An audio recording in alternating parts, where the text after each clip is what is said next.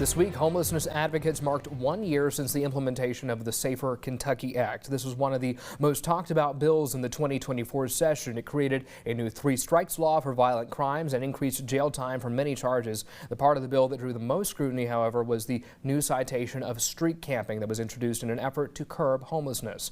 In a media conference this week, advocates argued the law was not improving Kentucky's homeless situation. In the past year, 425 street camping citations have been issued. Advocates say many of those who have tried to comply with the attending all the hearings and getting their fines addressed still are no closer to getting housing. The idea was that because it would force a choice between being arrested or receiving treatment and other services. But instead, what's happened, the evidence so far suggests that the new law increases unhoused people's involvement in the criminal legal system while providing few to no opportunities for housing. The Kentucky Housing Corporation reported a 10% increase in homelessness statewide from 2024 to 25. In Fayette County, that number was up 12%. So that's the data being presented to us. I'll take this to y'all. Do these advocates have a point, or is it still one of those things that we're going to need a bit more time to really kind of understand the impacts here? I think they're both right. I think we need more time, and I think it probably is working in some places and not working in others. And I'll just say, yeah, I live downtown Lexington. I have seen no difference in whatsoever. There just seems to be an issue here. Now, I do know in Louisville, they cleaned up some of the encampments under the interstates, and what they do is they go and they give you like a 21-day notice. Don't quote me on the exact number of days. And during that time, social workers are supposed to visit twice during that 21-day period to say, hey, where can we get you? What do you need? How can I help you? How can I help you? What do you need?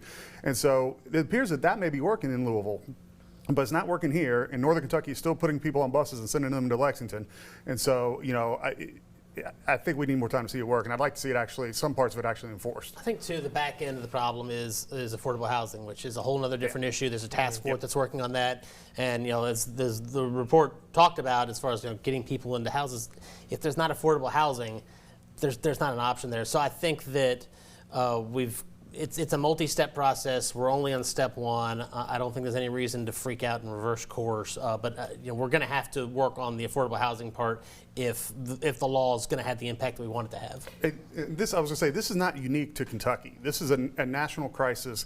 California is, has the 5th largest economy in the world by itself, and it has a massive homelessness problem that they can't figure out how to solve. There's a lot of zoning and planning laws that need to be looked at, and yes, affordable housing needs to be built, but developers usually are going to build what makes them the most money, and that's a single-family home. And y'all are kind of going to where I want to next, which is how this affects the housing argument in the General Assembly. Y'all are familiar enough with Frankfort. Y'all sort of know how these things work when it comes to starting the conversations early, leading up to session to get whatever piece of legislation done.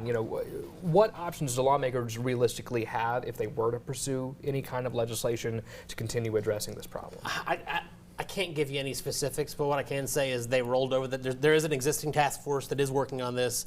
They're meeting regularly, and it's actually they rolled it over as opposed to put out some piece of half-baked, half-ready legislation.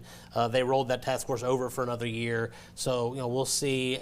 The budget year is probably a good year to deal with it because there's going to be money involved. So we'll see if the task force has any recommendations to come forth this session. Yeah. So they've actually done a little bit already, and so like if a church owns a property, they can build like affordable housing or senior care on the property, and they can bypass certain planning and zoning and speed that process up. That's a good thing, right? But as long as we're not messing with Central Kentucky agricultural land like that, we have planning and zoning for a reason for those.